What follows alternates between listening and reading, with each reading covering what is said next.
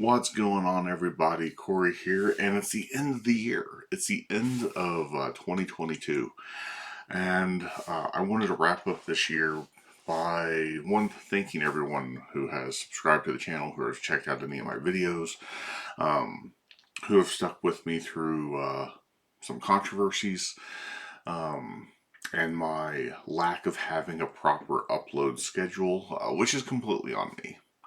Um, So, anyways, thank you for all of that. Thank you for sticking through me, even though I don't do a whole lot of edits in my video. I like to be a one-shot pony, and that comes from my wrestling days. For when you cut a promo, you have one take, and that's it. And that's how I do my videos, and I should probably do more edits. And maybe that'll be a goal for 2023. But right now, that is not the case. I could cut out so much dead air if I would just do some edits. Uh, um, but with all that out of the way, for my last video of the year, I want to talk about a little bit about magic kits. Um, magic kits are the reason so many of us got into magic. Maybe it was another source that got us in. Like for me, it was watching David Copperfield's Bermuda Triangle special, but that immediately led into my obsession for magic and my parents getting me a magic kit. And magic kits are such. Companies try. Companies try really hard. Um, but at the end of the day, most magic kits are not great. I can remember several kits that I have gotten over the years, even as an adult, because I love to collect magic kits. I love to go. It's like, oh, what's it? It's like, oh, here's a new magic kit that's out. It's like, oh, here's what it comes with, and they come with the little boomerang cards that the yellow card is, or the yellow boomerang is shorter than the blue one when you're underneath it, but then you switch it, the blue one shorter. The optical illusions, and to me, that's always been such a silly thing. Even at 5, 6 years old, I was like, this is stupid. Um, and some things in Magic Kits have been great, like thumb tips and getting a little silk hanky and everything, and learning how to vanish things. But no one has done, in my opinion, no one has done Magic Kits very well. Phantasma tries; they do an okay job. Um, and you can't expect, the props to be the best quality.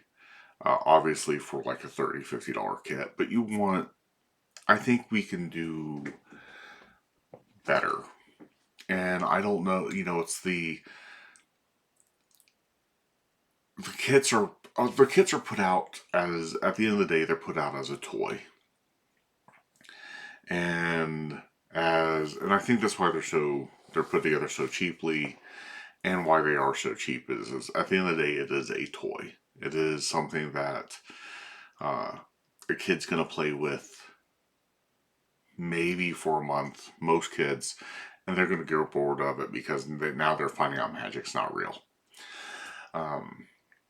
So how do we update magic kits and make them more useful, learning more things? Because like I said, I can tell you, like, I remember getting a thumb tip and a silk in my very first magic kit that I got around 5 or 6. I got a thumb tip or a silk and a silk, um, which again, great. I got multiplying rabbits, which I've never been a fan of that trick. I got cups and balls, and with the cups and balls, they had me use the rabbits. They didn't even give me balls. I got the 3 different colored cups, and then it's like you were given you were given sponge rabbits. Use these. I was given a lot of optical illusion things. Um, I think one came with a drawer box that I had to build myself. Oh, and some other junk. And that's when I think of a magic kit, I don't want to think of it as junk. So I think if I were to build my perfect magic kit, and maybe maybe we take some things and we cheapen them up a little bit to put in the kit, so we can keep it affordable, but we still have good quality magic. What would that look like? Um, and some things are going to, I'll have a couple things that are the same. Some things that some magicians are still going to groan over. Um, because for me, I do like, I'm like a lot of, you know, close up guys of the current generation, I would say. Um, I've always had a bit of a disdain for sponge balls.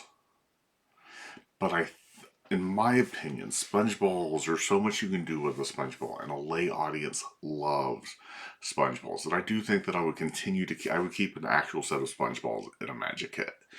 Um, and I think that, I know there's going to be some people like, oh gosh, why would you do that? You're taking away from the magic kit. But let's look at the magic kit as trying to round you out as, a close up magician, trying to give you all those things. So, like anything I can do with a coin, pretty much I can do with a sponge ball, and vice versa. And when you're just learning magic and you don't have the dexterity, if you're younger, doing that magic with a sponge ball is going to be a lot easier. So I'd probably keep sponge balls involved. I would definitely keep a thumb tip and a silk involved. I think, and like a little, and in a booklet, like I think you definitely have like a book with like a companion download website to be able to see everything and get visual teachings if you don't want to just use the book. Um,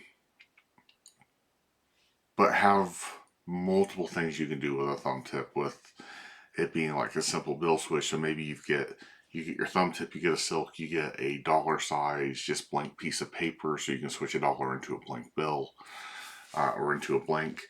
Um, it could teach you assault vanish and a couple other things within the little booklet or within the book that you get.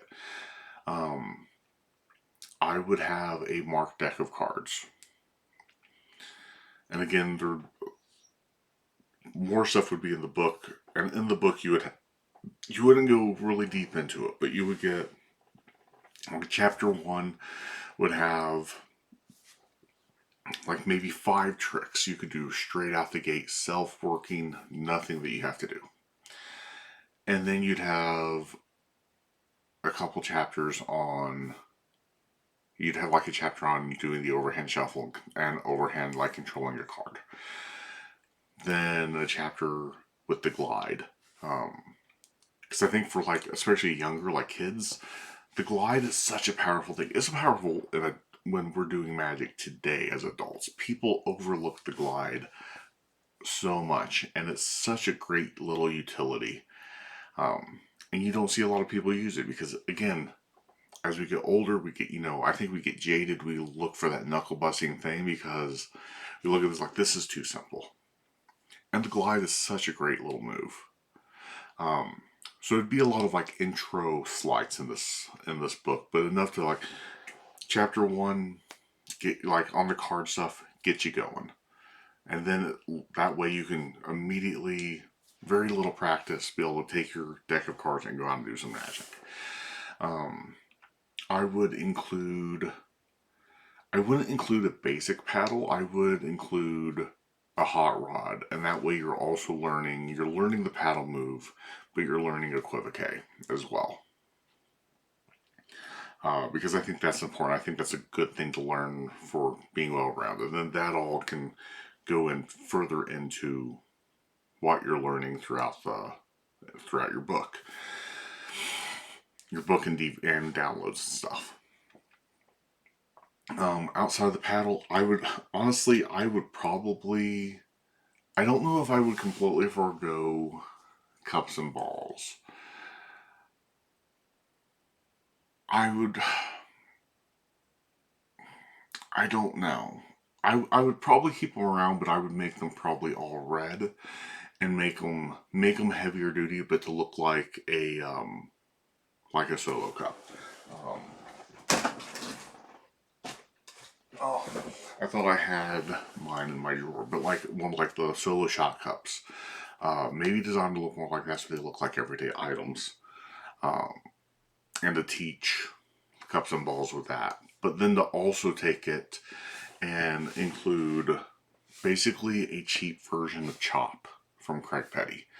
Um, so you're getting the cups and balls, but then you can turn around and use this with like a felt tip pen that's been gimmicked and that you can use as for Chop and include like a basic Chop cup routine using the Chop gimmick.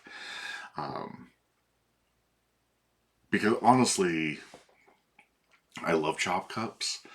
Um, and while like I'm not a huge like I've said this before, I'm not a huge fan of Craig Petty.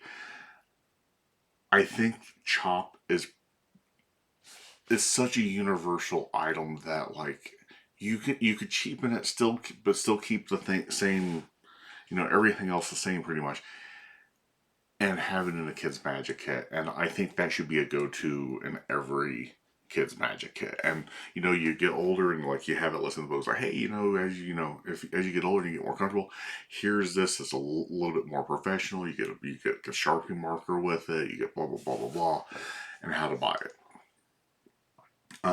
Coins. I don't know.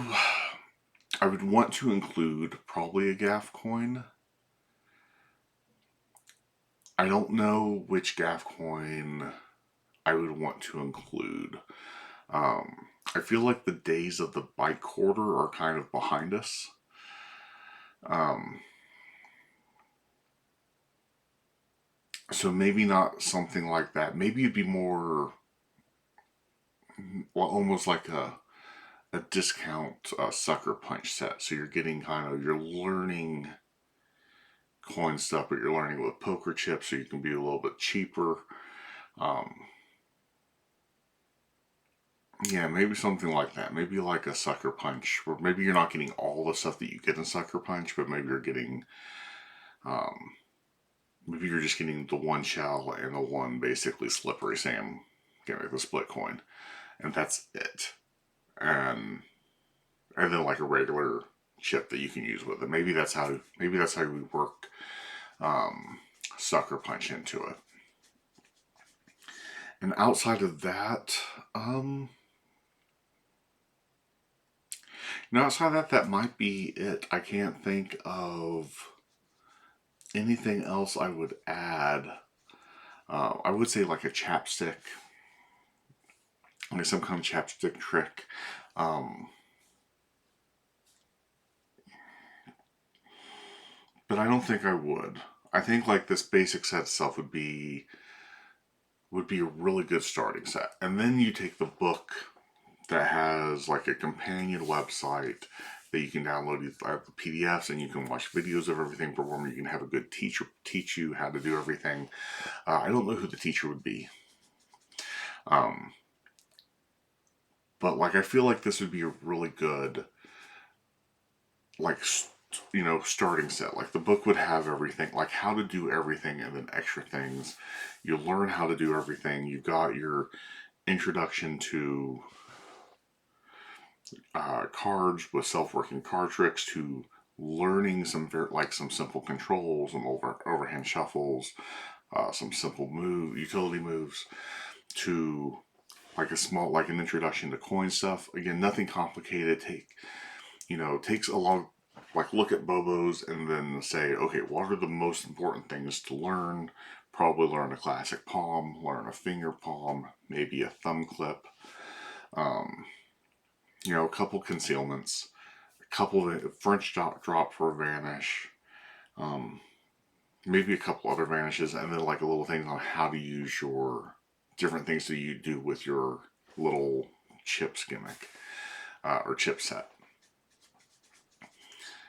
And like a chapter on the sponge balls, because we're going to include some sponge balls, and then put in there, a lot of the stuff can be used with coins or other small objects.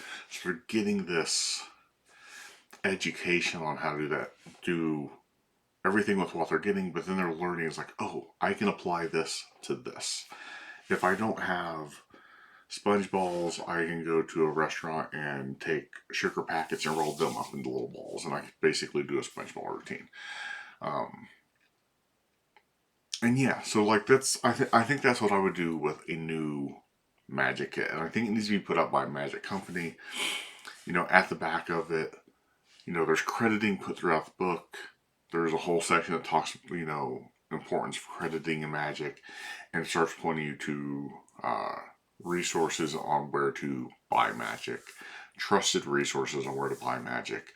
And so, like, maybe if it's a Penguin product, maybe it only points at Penguin, but if it's more of a broad product, like by someone like Murphy's, it tells you, like, hey, go to, like, Vanishing Ink, go to Penguin. Those are really the only two Magic sites I think I ever shop at, really. But, like, it lists some trusted websites to go to purchase Magic from. Um,